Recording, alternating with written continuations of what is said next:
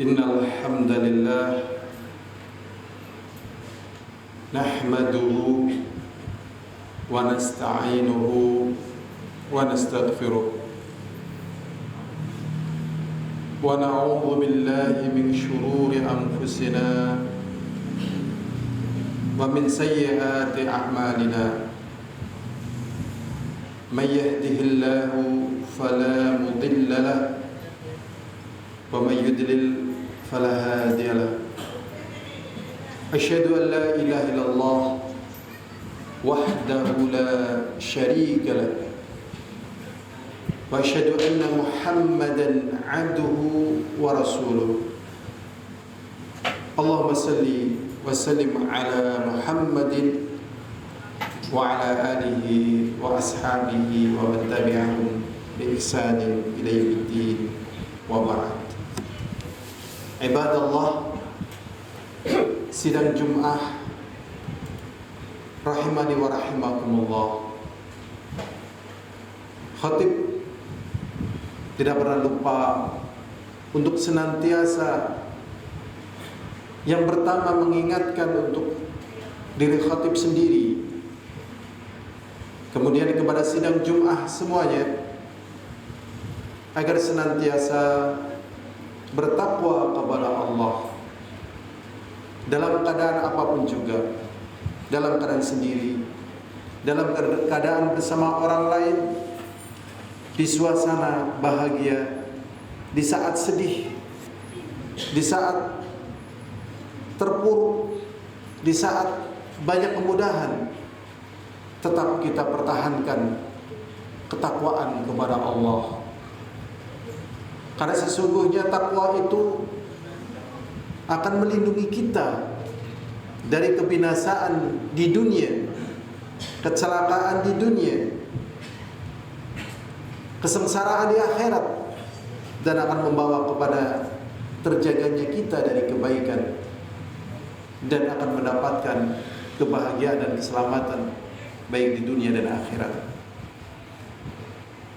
Sidang Jum'ah rahimani wa rahimakumullah, adakah di antara kita, di antara manusia, ingin menjadi orang yang jelek, orang yang terhina, orang yang terhempas dan dihinakan? Dihinakan oleh manusia, dihinakan oleh situasi dan kondisi, bahkan waliyadzubillah dihinakan oleh Allah? Tentu jawabnya tidak. Semuanya ingin dalam keadaan mulia, dalam keadaan lebih bagus, bahkan kalau bisa menjadi paling bagusnya. Allah Subhanahu wa taala berfirman di dalam surat Al-Mulk ayat pertama dan ayat kedua, Tabarakalladzi biyadihil mulku wa huwa ala kulli syai'in qadir. Alladzi khalaqal mauta wal hayata liyabluwakum ayyukum ahsanu amala. Allah SWT mengatakan, Maha suci Allah yang telah menciptakan manusia, kehidupan dan kematian. Kemudian Allah SWT mengatakan, apakah hikmah diciptakannya kehidupan dan kematian tersebut?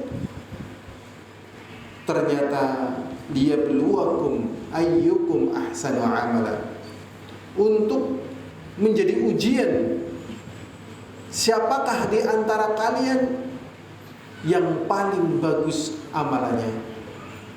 Di sini tidak dikatakan paling banyak, karena banyak belum tentu bagus, sedikit juga belum tentu jelek.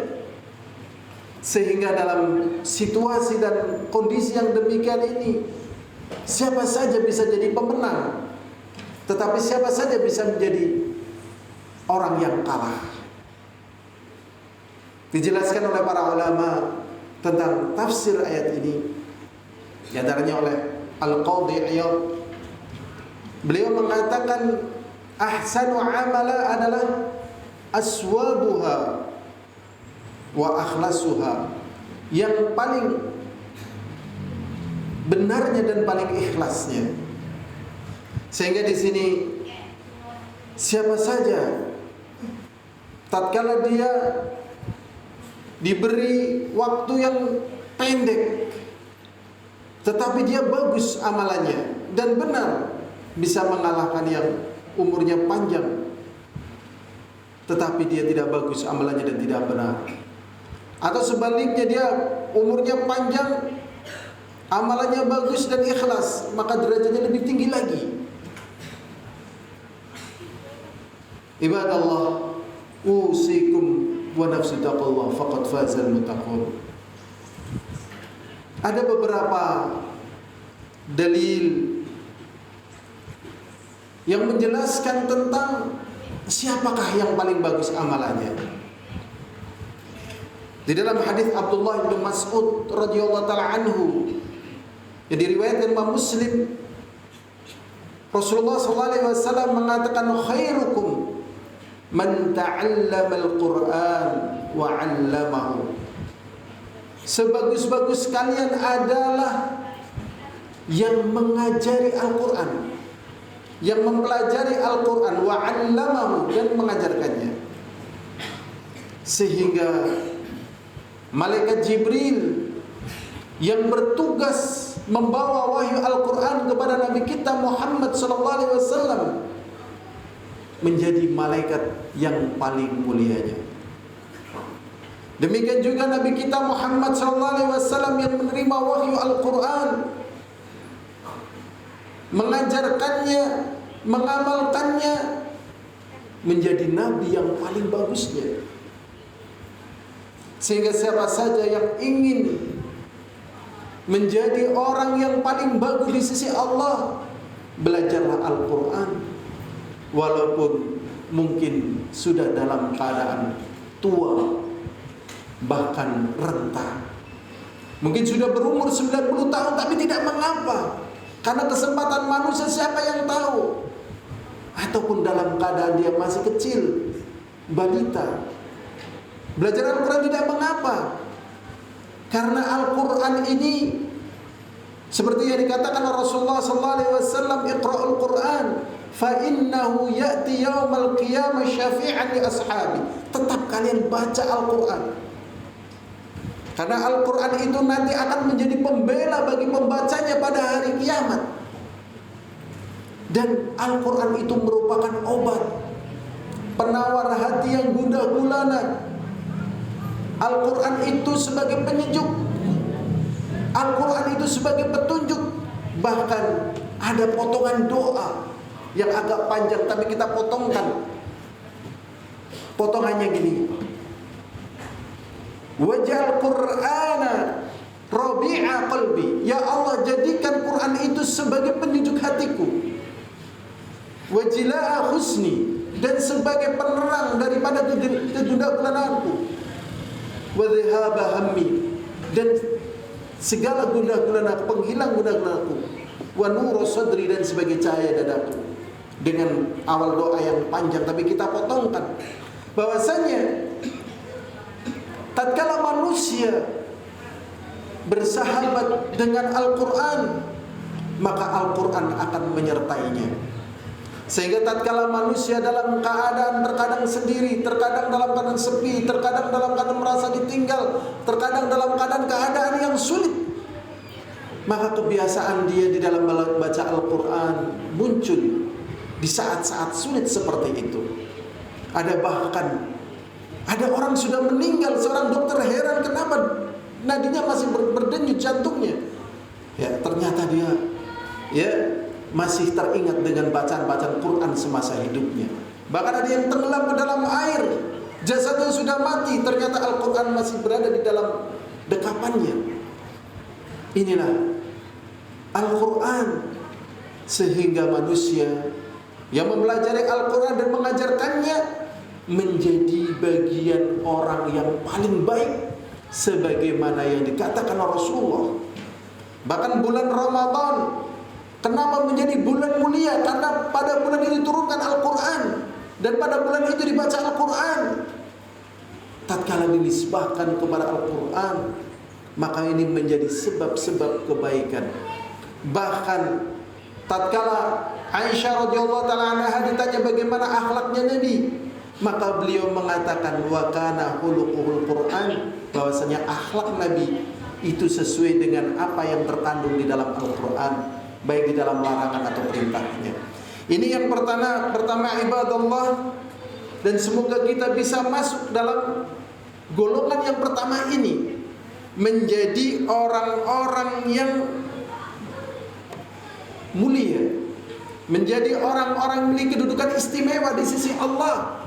Jalannya yaitu mudah, yaitu Al-Quran. Karena Al-Quran itu ada di rumah-rumah kita, ada di masjid-masjid kita, dan ada aplikasinya. Tinggal kita melatih. Minimal sehari hendaknya kita membaca satu surat dari Al-Quran atau lebih, supaya hati kita tetap dalam keadaan dingin, terjaga sebagaimana ikan yang ada dalam akuarium. Coba kalau kita ambil ikan dalam akuarium, maka ikan itu 1 jam 2 jam akan mati. Demikian juga hati manusia yang terlepas dari lantunan Al-Quran, dari tadabbur Al-Quran, mirip seperti ikan yang dipisahkan dari airnya. Ibadallah, usikum wa nafsi taqallah faqad fazal muttaqun.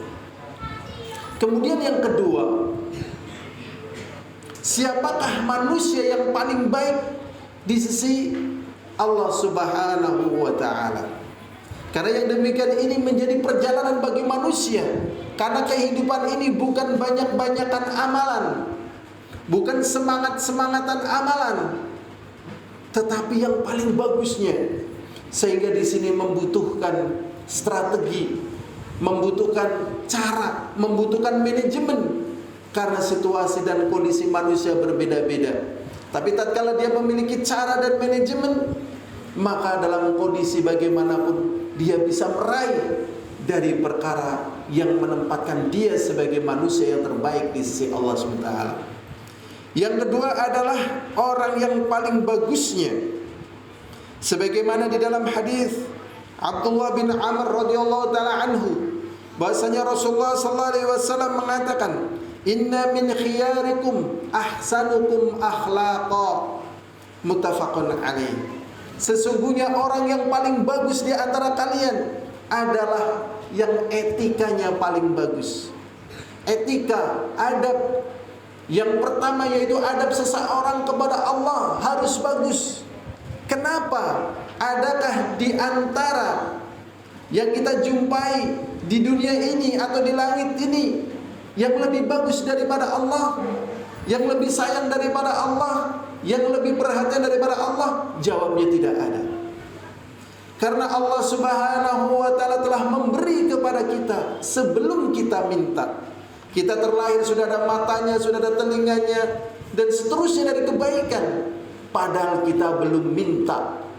Dan Allah SWT mengatakan, wa atakum min kulli ma sa'altumu, dan aku datangkan kepada kalian apa saja yang kalian minta, dan semuanya telah Allah beri dengan keagungan dan kemuliaan dari ciptaannya. Dan itu kita bisa lihat di dalam organ tubuh kita, baik mata kita tatkala berkedip karena membasahi kornea mata kita ataupun jantungnya.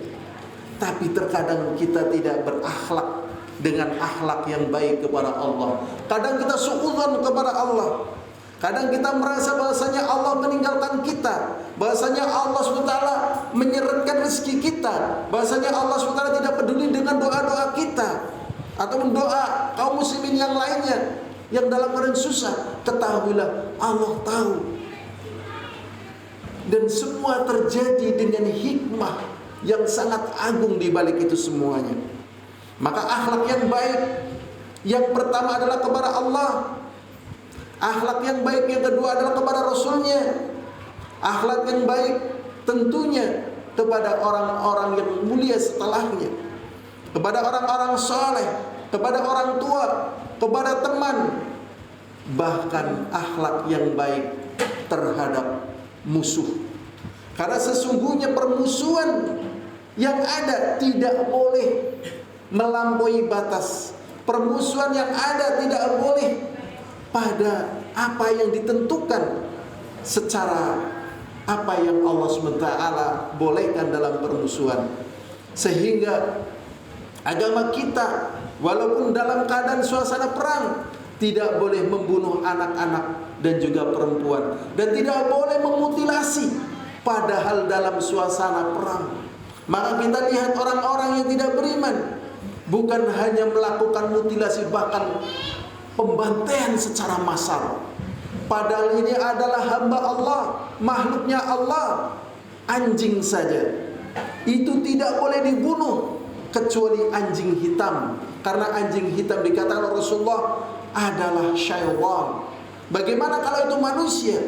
Maka di sini adalah adab-adab, akhlak-akhlak, bukan hanya kepada Allah, bukan hanya kepada Rasulnya, bukan hanya kepada orang tua kita, bahkan kepada musuh, bahkan kepada diri kita sendiri. Terkadang manusia bisa berbuat baik kepada keluarga dan yang lainnya, tapi lupa berbuat baik terhadap diri sendiri.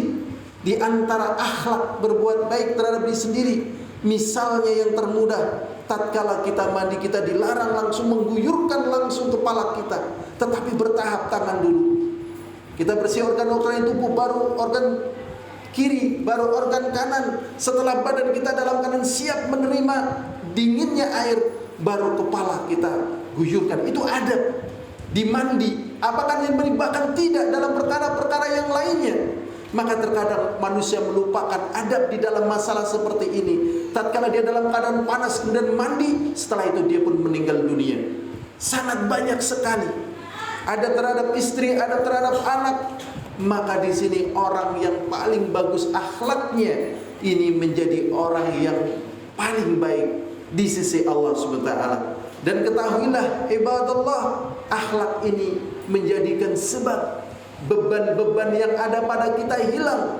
Karena ibaratnya tatkala kita belum memenuhkan akhlak yang menjadi tanggungan kita, kita akan terbebani. Mungkin kita berbuat zalim pada anak kita, itu menjadi beban bagi kita. Mungkin kita jelek terhadap istri kita, itu menjadi beban bagi diri kita. Bahkan tatkala kita berbuat jelek pada diri kita sendiri, menyalah-nyalakan diri kita sendiri, gagal, tidak berhasil, tidak becus, disebutkan dengan kejelekan-kejelekan dari sendiri, maka akan menjadi beban pada dirinya sendiri. Ini akhlak penting. Makanya Rasulullah SAW mengatakan, inna min khiyarikum ahsanukum akhlaqa, adalah orang yang paling bagus akhlaknya.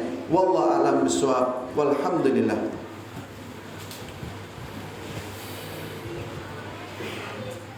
Alhamdulillah. Alhamdulillahilladzi arsala rasulahu bil huda wa dinil haq liyudhhirahu ala dini kullihi wa kafa billahi shahida. Allahumma salli wa sallim ala Muhammad wa ala ali Muhammad kama sallaita ala Ibrahim wa ala ali Ibrahim innaka Hamidum Majid. Inna Allaha wa malaikatahu yusalluna ala nabi ya ayyuhalladzina amanu sallu alaihi wa sallimu taslima. Ibadallah, usikum wa taqwallaha faqad fazal muttaqun. Dan ada perkara lagi yang sesungguhnya ini bisa kita raih untuk kita menjadi orang yang memiliki kedudukan yang mulia di sisi Allah. Karena ini merupakan bentuk perjalanan kita di dunia ini yang akan berlanjut setelah kematian kita. Dan kita tidak ingin posisi kedudukan kita rendah, terhina, terhempas, tetapi kita ingin memiliki kedudukan yang mulia di sisi Allah. Di antaranya yang ketiga adalah orang yang baik terhadap keluarganya. Di dalam hadis Aisyah radhiyallahu taala anha yang diriwayatkan Ibnu Majah dan Imam Hakim, Rasulullah sallallahu alaihi wasallam mengatakan khiyarukum li ahlihi wa ana khiyarukum li ahli. Sebagus-bagus kalian adalah yang paling bagus terhadap keluarganya. Dan aku, kata Rasulullah SAW, adalah orang yang paling bagus terhadap keluargaku. Jadi yang namanya manusia, dia jaim, dia pencitraan. Tatkala bertemu teman dermawan, tatkala di masjid bagus, tatkala di jalan bagus karena waktunya sebentar. Tetapi tatkala di rumah, setahun, 2 tahun, kadang 10 tahun, kadang 50 tahun, akan nampak aslinya. Maka tatkala dia adalah orang yang paling baik terhadap keluarganya, ini menunjukkan akhlak yang paling bagus. Bahkan para ulama menyebutkan termasuk dari bentuk waliullah adalah para suami yang kuat menahan derita tanggungan kejelekan istri.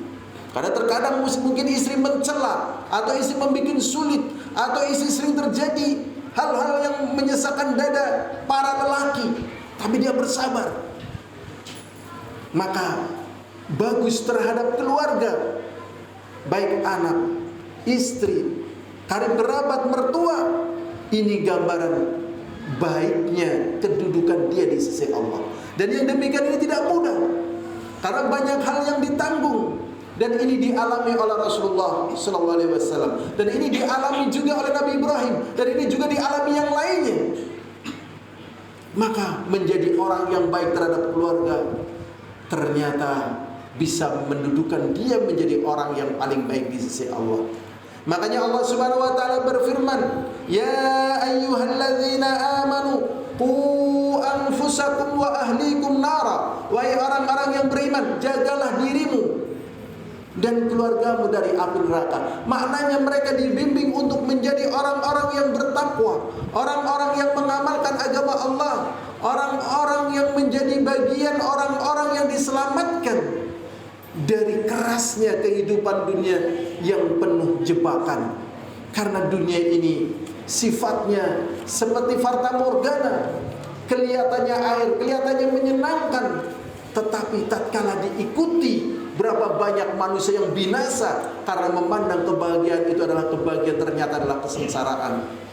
Dan Allah Subhanahu wa taala mengatakan, "Wa man a'rada 'an dzikri fa inna lahu ma'isyatan dhanka wa nahsyuruhu yaumal qiyamati a'ma." Dan barang siapa yang berpaling dari peringatanku, maka dia dalam kehidupan yang sempit. Maka orang-orang yang menjaga keluarganya dari api neraka berarti mengembalikan mereka tetap dalam keadaan keridhaan Allah Subhanahu wa taala. Dan yang demikian ini tidak ringan, karena kita sendiri juga mendapatkan ujian. Di samping kita mendapatkan ujian, ternyata kita harus rela menanggung ujian-ujian yang dirasakan oleh keluarga kita, atau istri kita, anak-anak kita. Tetapi ini menjadi kedudukan kita yang lebih tinggi di sisi Allah Subhanahu wa taala. Aqulu qauli hadza astaghfirullah li wa lakum.